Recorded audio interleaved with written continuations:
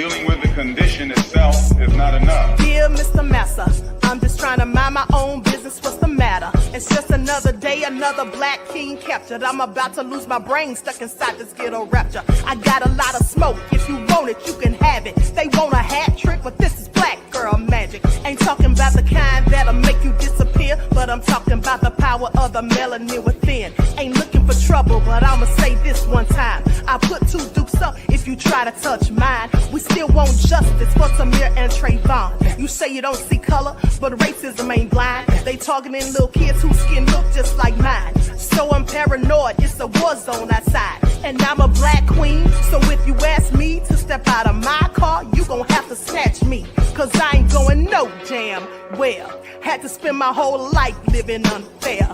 Ancestors got my back and they right here. You can never understand, it's a nightmare. Living in my black shoes by the black rules. You can keep your handshake, I don't dap coons. The white man that go nuts if he cash you. But you all on his side like a damn fool. Make it make sense. We are oppressed. Queen. We are exploited. We are downtrodden. Make it make We are sense. denied not only civil rights, but even human rights. Amadeus. So the only way we're going to get some of this Amadeus. oppression and exploitation Queen. away from us or aside from us is come together Queen. against the common enemy. Who taught you to hate the texture of your Amadeus. hair? Who taught you to hate the color of your skin? Amadeus. Parents, pay attention to the books, the school system, even to your little children. Lies mixed with wisdom. His skin too bright, so he was blind to the prison. My skin just right, so I collide with division. You trying to pray to God, but we tired of religion. No savior saving, we got to save our savings. We used to pay miss, how we gon' make the slave rich? But who's to blame, and tell me why you complaining? We need a team effort just to rule the nation. Like a bad relationship, missing communication. We missing moderation. They're trying to get a poison to my population. No reparations. I'm getting tired of Satan. We are oppressed. I'm Queen. getting tired of waiting. We are downtrodden. Queen. We are denied not only civil rights, but even human rights. Amadeus. So the only way we're going to get some of this Amadeus. oppression and exploitation. Queen. All right. Hello, everyone. Thanks for tuning back in once again to the QueenAShakur TV show. I'm your host, QueenAShakur, and this is your daily vitamins. So as you're coming in, please feel free to go ahead and subscribe to the channel if you haven't done so already. Be sure to click that notification bell and click the word all so you're notified each time the Queen Goddess goes live.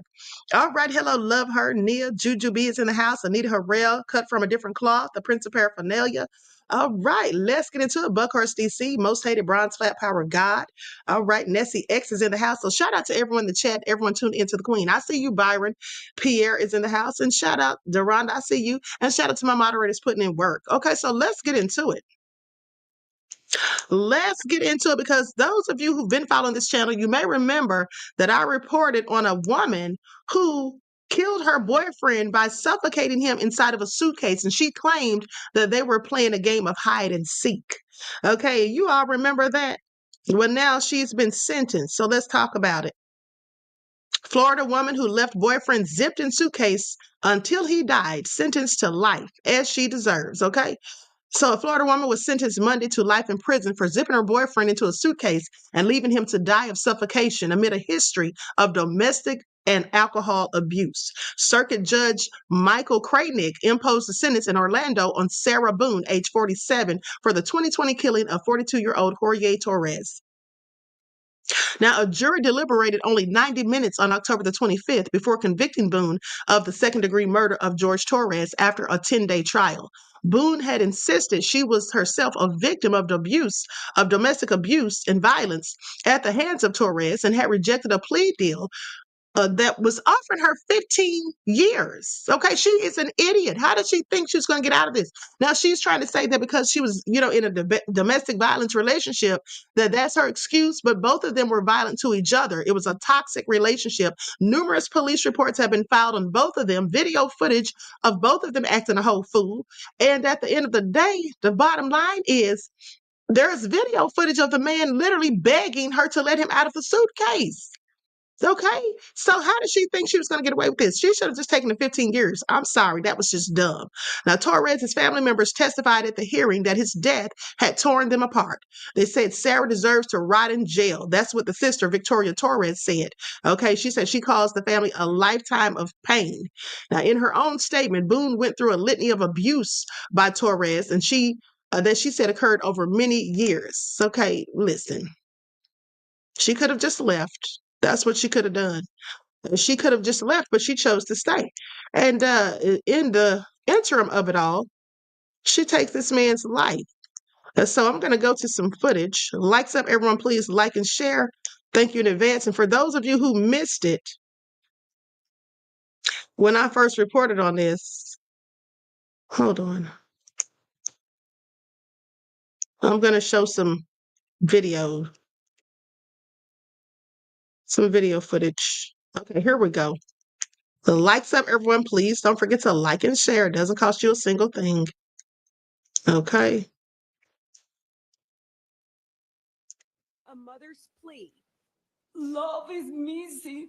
Sometimes when I look out the window, I'm waiting for him to come and say, Mom, I love you. For a son she'll never see again. George Torres Jr. was found dead inside a suitcase back in 2020. His girlfriend, Sarah Boone, says the two were playing a game of hide and seek when Torres willingly got into the suitcase. He was left in the zipped suitcase for 11 hours. In body cam footage played during the trial, Boone offered responding officers an alibi. I fell asleep. Where did you fall asleep at? Upstairs. In your bedroom? Yes. Okay. Totally forgetting that he was in the suitcase gone. Prosecutors asserted that it was something more sinister, presenting video on Boone's phone showing her taunting the victim while he was inside the suitcase. For everything you've done to me. Sarah, I can't breathe. Torres died from suffocation. In October, Sarah Boone was found guilty of second-degree murder after a 10-day trial. During Monday's sentencing, one of Torres's children gave an impact statement on behalf of them all. Thoughts of my father's demise still enter my mind ever so often. I'm left either angry, sad, or sick to my stomach to think of how his final moments were. She don't only kill my son, she killed a father, a brother, an uncle. I'm Sherelle Hubbard reporting.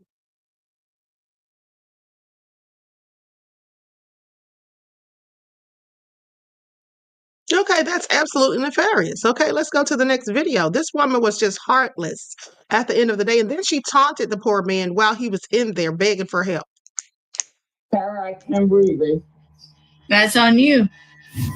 She captured the entire event on her own cell phone. Now, 46-year-old single mom Sarah Boone is finally facing trial on second-degree murder charges for zippering her boyfriend, George Torres Jr., inside the luggage that ended up suffocating him. It all happened apparently after the couple was playing a strange game of hide and seek. He thought it would be funny to be put in the suitcase, so I was like, okay, well, I'm going to joke with you. But then I fell asleep. But prosecutors say this was no accident, that Sarah had a depraved mind without regard for Jorge's life, and his death was a pattern of violence between them. In fact, 5 years ago, Torres was arrested for domestic battery against Sarah. Boone was arrested for strangling and hitting Torres in a dispute where police were unable to determine who was the primary aggressor. That video is a big issue in the case. Now, Jim Owens, Sarah's ninth defense attorney, says that despite her own claims to police that Jorge's death was unintentional, but she's also claiming his death was an act of self-defense. She was psychologically and physically abused by Mr. Torres. In the end, however, it may come down to whether or not the jury believes this one simple fact.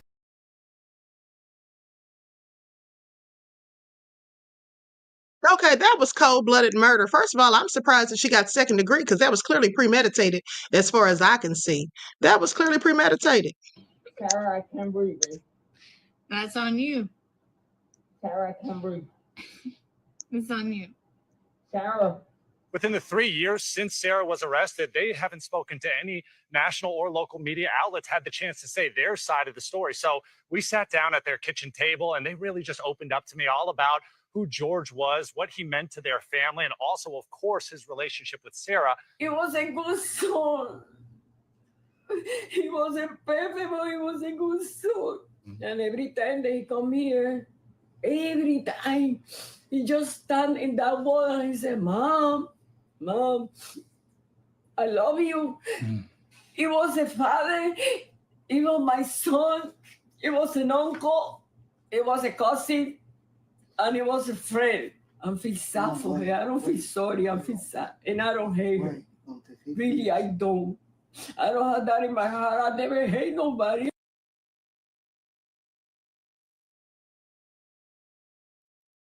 Okay, so clearly sad at the end of the day.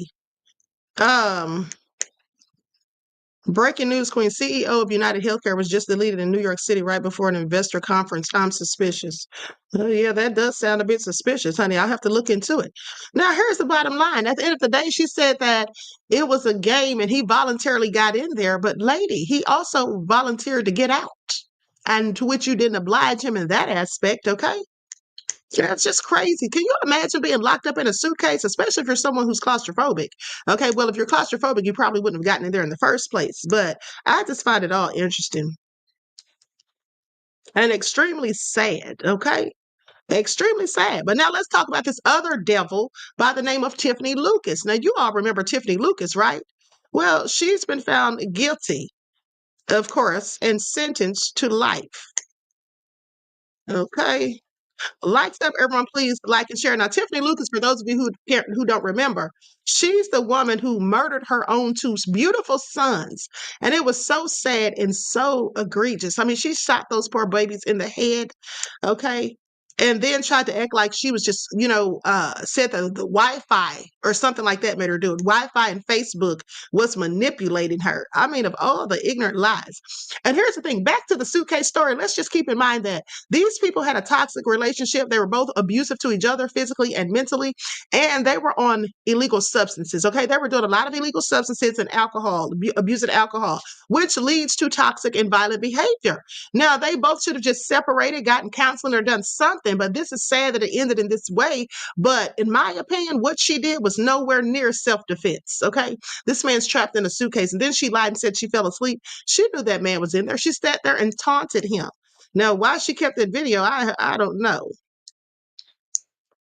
I don't know, but let's go to this report about Tiffany Lucas getting 2 life sentences, which is absolutely what she deserves. She actually deserves the death penalty as far as I'm concerned. This courthouse on Friday, Tiffany Lucas's sentencing hearing was emotional and heartbreaking as loved ones became the voices for Maurice and Jaden, who, because of their mother, no longer have their own.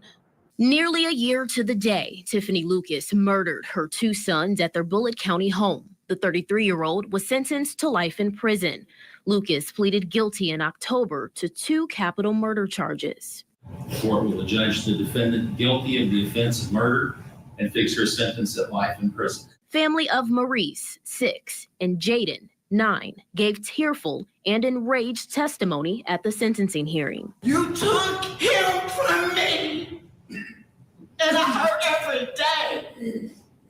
Every second of the day, I hurt. They called Lucas selfish, evil, and a monster for shooting and killing the very children she was supposed to love and protect. I often see these court shows where the defendants are forgiven by the victim's family, but not today, not by me. I will never forgive you. The defense, while not excusing Lucas's brutal behavior, for the first time in court showed surveillance video of her mental state and hallucinations from drugs just 1 day before the murders. She's heard telling a neighbor, "I need you. God is talking to me. I need help." Another video from inside a Waffle House shows Lucas and the boys in one of their final moments. A server says Lucas looked like she was in her own world and couldn't comprehend what was going on. The only peace I have in this is knowing that you can't hurt them anymore. And I'm pissed. As Lucas heads to prison, the boy's aunt, Bobby Baker, says she was hopeful Lucas would not have the option to get out. From Bullitt County, Alexis Matthews, WLKY News.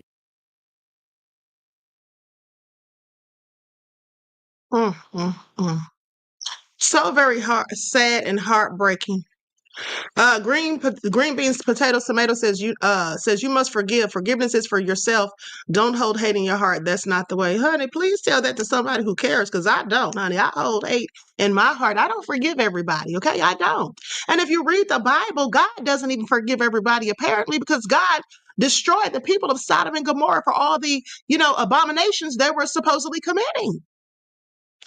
God sent the plagues upon the Pharaoh and the Egyptians for enslaving the Hebrew Israelites. So when people say that you have to forgive, I don't believe that. I don't believe in it. No, I forgive those that I want to forgive, and those who do such things that are so nefarious that I can't ever get past, I'm not going to forgive you, nor shall I try.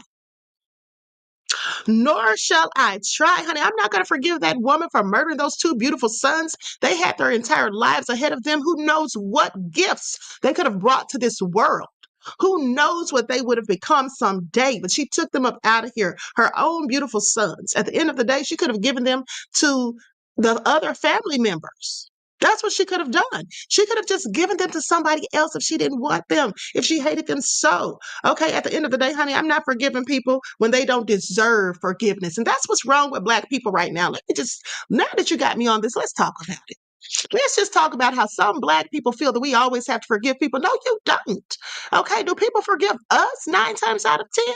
And by us, I mean, I'm talking about people who don't look like us. Do they forgive us for things that we do? No.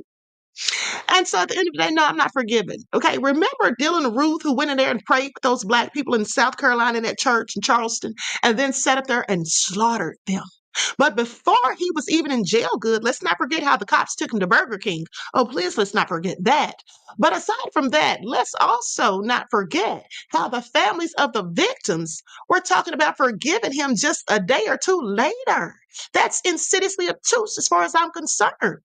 Okay, you don't have to forgive people. And here's the thing. The reason why so many Black people are so quick to forgive is because they foolishly think that if you don't, God's going to punish you. They think that you have to forgive, that that's the rule of law. No, it isn't. Okay, that is not the rule. You don't have to forgive anybody. Like I said in the Bible, if you read it thoroughly, God didn't forgive people apparently because, like I said, people were punished to the death of them. Some people were punished to the death of them, so did it look like God forgave them? I'm sorry, honey. Y'all can make it all make sense if you can, but I clearly cannot. And what I won't do is forgive whole devils. And specifically, I won't ever forgive people who don't ask for it. Some people don't even ask for forgiveness, but yet people want to forgive. Yeah, I don't think so. Not on my watch is all I'm saying. Now, green beans, potatoes, tomatoes, that's fine if you want to forgive, beloved. That's a good trait to have, but me, no, that's not. I'm not there. I'm just absolutely not there. Some things are, in fact, unforgivable. Some things are absolutely unforgivable, like people who harm children. That's unforgivable to me. And here's the thing. Now, if you believe in heaven and hell, then you should know that forgiveness is not always granted, because if forgiveness was always granted, why would some people who believe in hell, why would they think that they're going there, that bad people go to hell? Why would bad people go to hell if there was such a thing as forgiving and you had to forgive? I mean, I'm just saying. My heart breaks, okay, every time I think about this story. Those beautiful young boys, they could have had their whole lives ahead of them, like I said. It's really, really sad. But let's move on. Let's talk about this nefarious, low-down, dirty cop that I've reported to you all on more than once by the name of Roger Golubski. You see, Roger Golubski was not only accused of trafficking and not only accused of framing Black folk and not only accused of a myriad of other nefarious things, but also to boot, he was raping Black women. And when he got caught and was going to have to face the music, he was facing a federal trial that was supposed to start soon. What did he do? Well, he took himself out. That's what he did. He took the coward's way out, which is what most cowards do. Okay, this is what they do. So let's get into it. Like, sub, everyone, please like and share. So let's talk about it. Let's talk about it. Hold on. Okay, so here we go. Topeka, Kansas. A white Kansas police detective accused of assaulting Black women and girls, mind you, some of them teenagers, clearly minors, and terrorizing those who tried to fight back is now dead, according to prosecutors, as his trial was set to begin this Monday. Now, prosecutors say that female residents of poor neighborhoods in Kansas City, Kansas, feared that if they crossed paths with Roger Golubski, he'd demand sexual favors and threaten to harm or jail their relatives. This is what this low-down dirty devil did. Now, Golubski, 71 years old, and think about his age. How long had he been doing this? Well, I'm so glad you asked. For decades. That's how long. Okay? Was facing 6 felony counts of violating women's civil rights, but he did not appear in court Monday morning for the start of jury selection. Prosecutors later confirmed that in court. They confirmed in court that Golubski was in fact dead. Okay? They did not say how or when he died. Now, his attorney, Christopher Joseph, said his client was despondent about the media coverage, and he did not elaborate. U.S. District Judge Toby Krause dismissed the case against Golubski at prosecutors' request. Joseph called the death truly unexpected, and saying, "I don't know the details," he told reporters as he walked away from the courtroom where jury selection had been set to begin. The case has outraged the community and deepened the historical distrust of law enforcement. The prosecution follows earlier reports of similar abuse allegations across the country, where hundreds of officers have lost their badges after allegations of sexual assaults. Golubski was accused of sexually assaulting one woman starting when she was barely a teenager, and another after her sons were arrested. Now, after 50 people rallied outside the federal courthouse Monday morning in freezing temperatures to show their support for the women who said they were victimized by Golubski, they held signs saying "Justice Now." The trial is the latest in a string of lawsuits and criminal allegations that has led the county's prosecutor's office to begin a $1.7 million effort to re-examine cases that Golubski worked on during his 35 years on the force. There's no telling how many innocent Black people that he has framed. Okay, no telling how many women that he has assaulted. More than the ones that have come forward, I'm sure, in 35 years. Now, one double murder case Golubski investigated already has resulted in an exoneration, okay? And Golubski had pleaded not guilty, and his attorney said that lawsuits over the allegations were an inspiration for fabrication by his accusers. But prosecutors said that along with the 2 women whose accounts are at the heart of the criminal case, 7 others were going to testify that Golubski abused or harassed them. Every time I turned around, I'm looking, says Jamaica Hobbs, who has filed a separate lawsuit against Golubski and was not going to be a witness in the trial. Her lawsuit says she was groomed to be one of Golubski's girls and submitted to sexual advances, fearing that he would bust her for illegal substances. "I'm thinking somebody is after me. I have no peace at all," she said. Fellow officers once revered Golubski for his ability to clear cases, and he rose to the rank of captain in Kansas City, Kansas, before retiring in 2010 and then working on a suburban police force for 6 more years. His former partner served a stint as police chief. Now, prior to his death, Golubski had been under house arrest and undergoing kidney dialysis treatments 3 times a week. Joseph said in a statement that some of the allegations against Golubski are 20 to 30 years old, adding that in public filings, the prosecution has acknowledged that the verdict will turn entirely on the accuser's credibility. But Jim McCloskey, founder of Centurion, a New Jersey nonprofit working to free innocent people, described Golubski in a court hearing as the dirtiest cop I've ever encountered. And that's saying a whole lot. Please pay attention. Now, stories about Golubski remain just whispers in the neighborhoods near Kansas City's former cattle stockyards, partly because of the extreme poverty of a place where some homes are boarded up. Now, one neighborhood where Golubski worked is part of Kansas's second poorest zip code. So these were poor people who probably couldn't afford attorneys to try and sue him, who were probably afraid to even go against him because he was a police officer. And then he did, vindictive things like arresting their family members. Okay, so crime was abundant there, as were rug dealers. Y'all know who I'm talking about, and these SEX workers, according to Max Seifert, a former Kansas City, Kansas police officer who graduated from the police academy with Golubski in the 1970s. Okay, basically in 1975, I think. So Seifert said police misconduct was tolerated within the department. He described how informants and Golubski's ex-wife complained that Golubski was soliciting these SEX workers. Golubski also was caught having relations with a woman in his office. They said it's kind of a boys will be boys type thing. That's what they call it when it's somebody who doesn't look like me. That's what they call it. Boys will be boys. Okay, this is what Seifert said, who was forced into early retirement for refusing to conceal a motorist beating by a federal agent in 2003. Just ruining people's lives. And rather than face the consequences or the music for what he did, yeah, he just took himself out. That's what he did. He just took himself on up out of here. Okay. And so let's talk about one of the teens that he framed.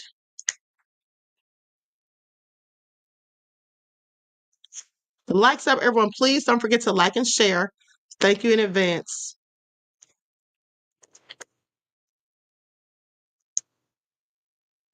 Lamont was exonerated of a double homicide he didn't commit. Instead, a then detective, Roger Golubski, framed Lamont, who was just 17 years old, when Roger Golubski was called to cover up this murder. Why did that happen? Because Detective Golubski had been sexually abusing Black women for over 30 years. And one of those women was Lamont's mother, Rosie McIntyre. And when it happened, she reported him. He continued to terrorize her, and she had to move and change her phone number to get away from him. Shame.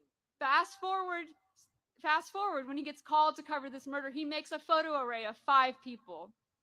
3 of those people are relatives of Rosie McIntyre. One of them is another individual that had reported him to Internal Affairs. He didn't care who he got. And who he got was Lamont McIntyre. 23 years later, the brave women of Wyandotte County came forward to talk about their experiences and to explain it to the court and anyone who would listen about why Lamont McIntyre should be free. And that was the first step for justice, but it was just the first step, because what we know is that abuses like Roger Golubski's do not happen alone. It is an entire system that has empowered and enabled him. When Roger Golubski was abusing Rosie McIntyre, it was at the police station, and another officer walked inside, saw what was happening, closed the door, and left. When witnesses to the crime, family members of the victims, went to the prosecutor, a woman named Tara Moorhead, and said, "We saw what happened. That's not the person who did it." She sent one of them home and threatened the other and said, "You're going to get up there and say what I tell you to say, or I'm going to take away your children." That is not justice. And what we know is justice demands accountability. Tara Moorhead went on to become a U.S. attorney and is still a U.S. attorney to this day. Shame! Detective Roger Golubski went on to retire and draw his pension. His partner for several of those years went on to become the chief of police, Terry Ziegler. And what we are here today is to say to the women of Wyandotte County, the Black women who have come forward and told their stories, we see you. We hear you, we believe you, and we support you, and we will not stop demanding justice for you and for the whole county until that system is torn down and our vision of justice is enacted. Just a darn shame. Okay, just a darn shame. This is what he was doing, and then he was still drawing his pension. At the end of the day, those women should sue his estate. They should sue his estate to get his darn pension, whatever's left of it. That's what I would be doing at the end of the day. This is all so crazy. Okay, got away with this stuff for decades, but now let's talk about this this mayor.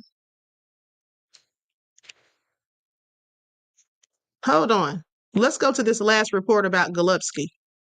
Likes up, everyone, please. Like and share. Thank you in advance.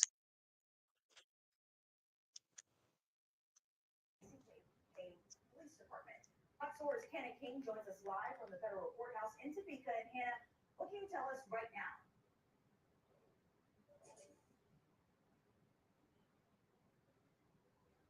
We're also waiting to hear from police as well as the Kansas Bureau of Investigation. But right now, the Associated Press is reporting that Roger Golubski is dead, stating that that news comes from federal prosecutors.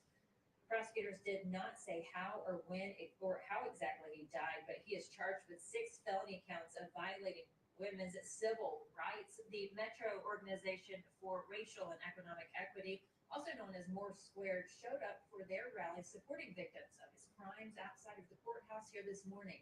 More Squared brought a bus from Kansas City to Topeka, and they anticipated they would finally see him go to trial. It's confirmed. Yeah. What tell us? I think we were just all looking forward to getting to see this day where he finally had to face some kind of justice, and to think he was in control the whole time and he was in control of this last one was just really, it's kind of too much.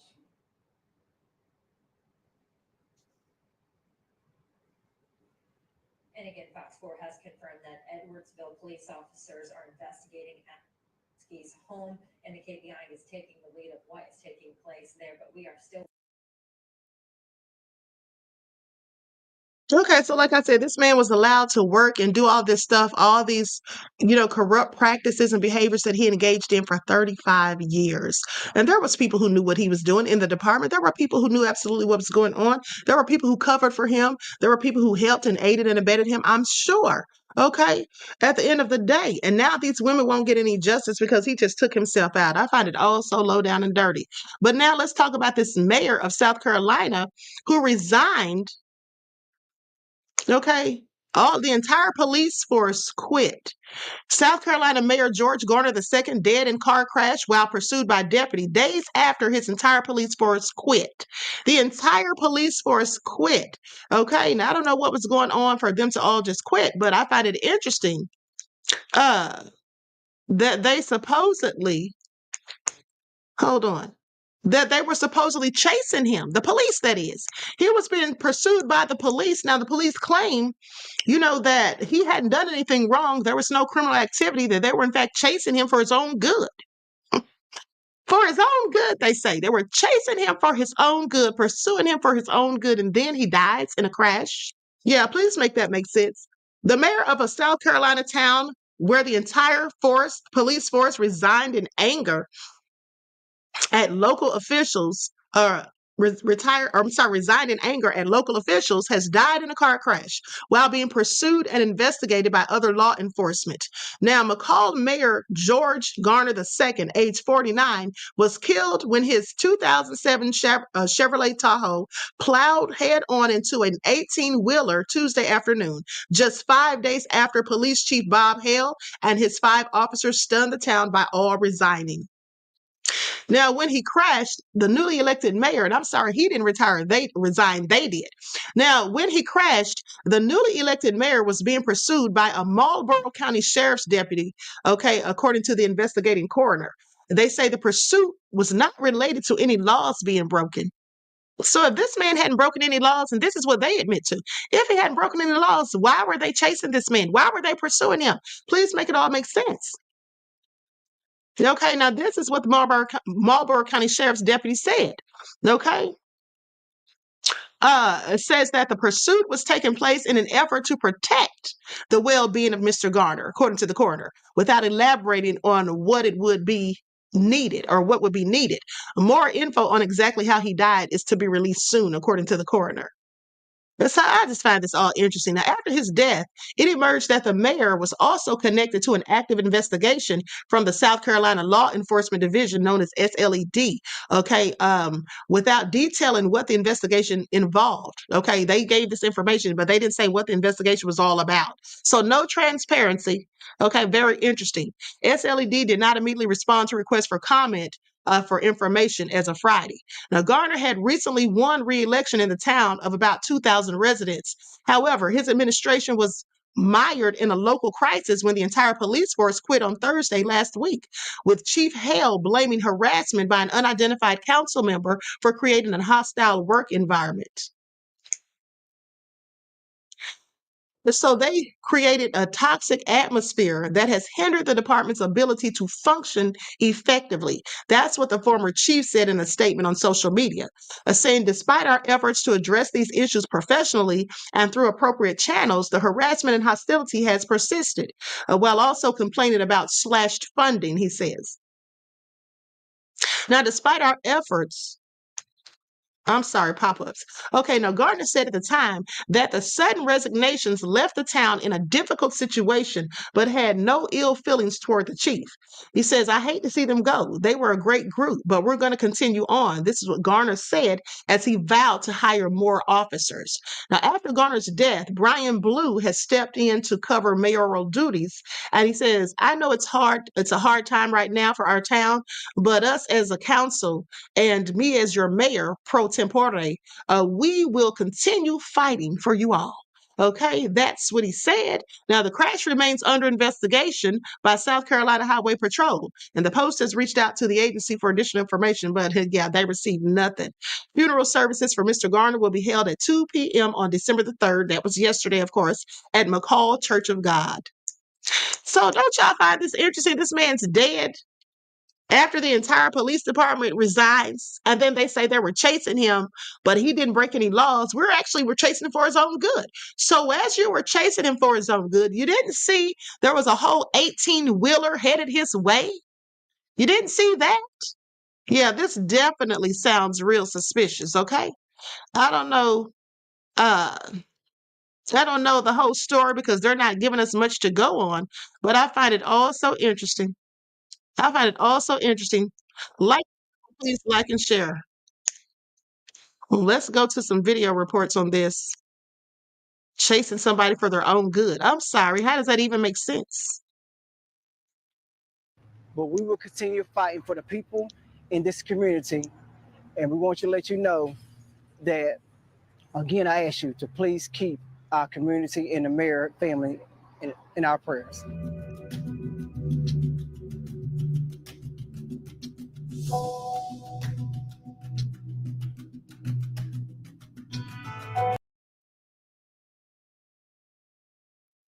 Oh, sounds real crazy.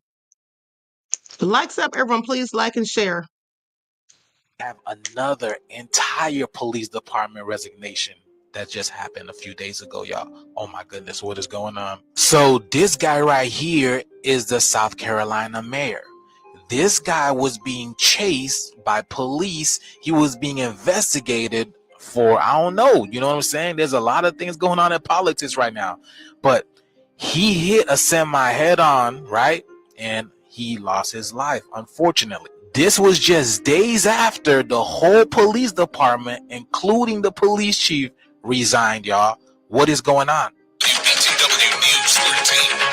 The automobile was driven by a gentleman named George Garner from McCall, South Carolina. I understand he's the mayor of McCall. First and new at 11, a breaking news update. Authorities confirmed to News 13 the mayor of McCall died in a wreck in Darlington County. Thank you for joining us at 11. I'm Edward Moody. And Trish Williford-Sled also confirmed to News 13 tonight it has an open investigation that involves the late mayor, but the agency would not release any other information. Back to the wreck, the Darlington County Sheriff's Office tells us Garner was being pursued by Marlboro County Sheriff's deputies when it happened. We're working to learn what led to that chase. Troopers say the wreck happened around 2:40 this afternoon on Cashwa Ferry Road, just past Charleston Road. That's about 9 miles east of the city of Darlington. News 13's Eric Cooper was at the scene of the wreck and tells us what we know so far. Darlington County Sheriff James Hudson did confirm that there was a two-vehicle crash, and Coroner Todd Hardy did update us with new details. Here you see some video we received from the scene. Hardy tells us a Marlboro County resident was being pursued by a Marlboro County deputy. That person was driving a Chevy Tahoe on Cashwa Ferry Road in Darlington County when deputies said the Tahoe veered out of the lane and slammed head-on into a tractor-trailer. The driver of the Tahoe died. Cashwa Ferry Road was... Bro, that's the whole mayor. The whole police department, including the chief, quits. The mayor just got unalive and they're not discussing anything. All the dirt is coming out, y'all. Age of Aquarius. I hope y'all see the shift, man. I hope y'all see. But let me know what you guys think about this video.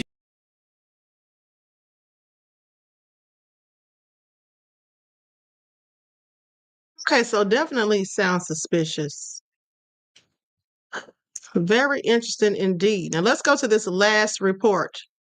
Okay. And don't forget, those of you who follow the spiritual channel, that we're going to be on there continuing the reading of the book. Okay. Titled Demons, an Eyewitness Account. We're going to continue on with that today at 12:30. Okay. So make sure you tune As in. a small South Carolina town without a police force now has no mayor. Authorities said a Chevrolet Tahoe was driving westbound Tuesday afternoon when it veered into the lane going eastbound, crashing into an 18-wheeler head-on. The automobile was driven by a gentleman named George Garner from McCall, South Carolina. I understand he's the mayor of McCall, and he's 49 years old. Garner died from his injuries, and the truck driver was also injured. Authorities said Garner was being pursued by a Marlboro County deputy in an effort to protect his well-being. Meanwhile, in an interesting development, an official from the South Carolina State Law Enforcement Division confirmed Garner was part of an ongoing investigation and no further information would be made available. Garner's death comes just days after the town's entire police force resigned, its chief saying an unnamed councilman created a hostile work environment, undermined his authority, and blocked funding. I hate to see them go. They was a great group. But we're going to continue on. In a Facebook post Tuesday, the McCall government page to the Marlboro County Sheriff's Office is providing around-the-clock assistance and will answer any call citizens may have. The town is also accepting applications for the chief of police and 4 officer positions.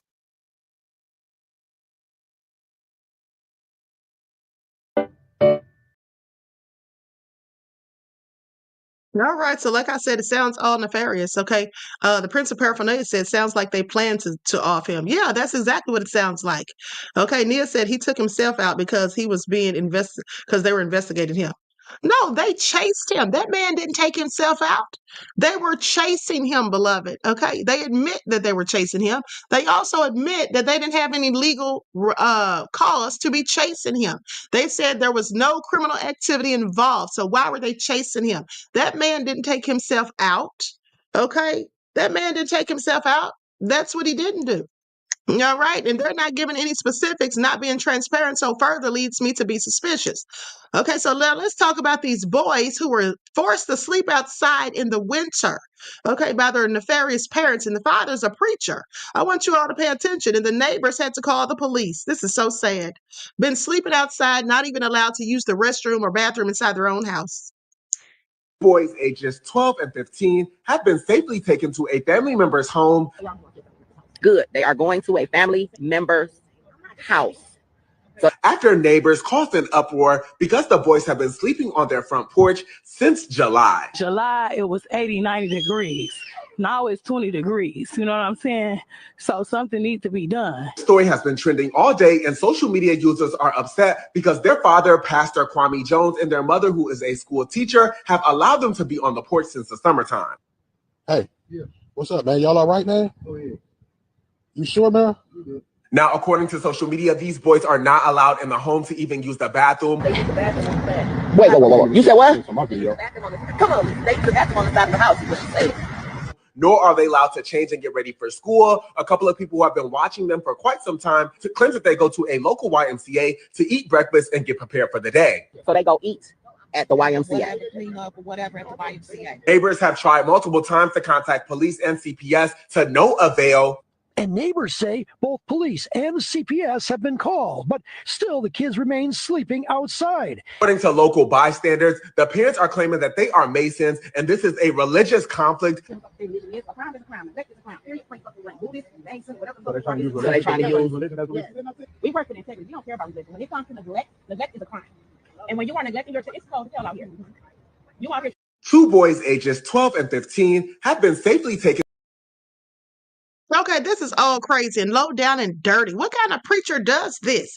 Okay, he should be ostracized from his own church. Okay, they should be thrown in jail. What is their excuse? They talk about their Masons and this has something to do with their religious practices. Make that make sense. Okay, why didn't they go sleep outside on the porch and let the boys come inside? And then further to add insult to injury, they couldn't even come inside to use the bathroom and to get ready for school. They had to go to the Y. This is all crazy as hell. Who does that? They both need to be locked the hell up. Like, stuff like this really ticks me off at the end of the day, okay? Why are you doing this to children? Yes, on purpose said school teacher. Yes, this woman is a school teacher. Would you want her teaching your kids if this is how she treats her own? Absolutely nefarious, okay? This is all so sad. Thank goodness they've been taken away from them, and I hope they find a better situation, a better living circumstance than what they were previously privy to, because this is just all real crazy. I mean, who does this? Just some sick people. Very, very sick people. So with that all being said, I'm going to conclude this broadcast. Hey, Silent D, good to see you in the chat. Okay, so I'm going to conclude this broadcast, but keep in mind, as I told you guys, we're going to be live on the spiritual channel. For those of you who are members, we're going to continue with the reading of the book Demons, an eyewitness account. So we're going to finish up that, or not finish. I keep saying finish, but we're going to continue with that today. And hopefully we'll be done with this reading by Friday. Okay, so everyone enjoy the rest of this beautiful day. Each one teach one. That's how we grow and thrive. Do something productive, constructive, but never destructive. And always remember, beloveds, to keep the Most High first in your lives. Peace.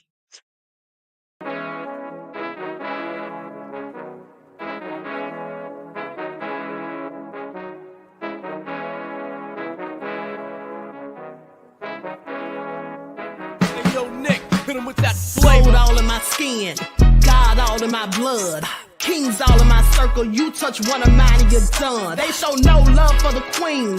Why you hating on me?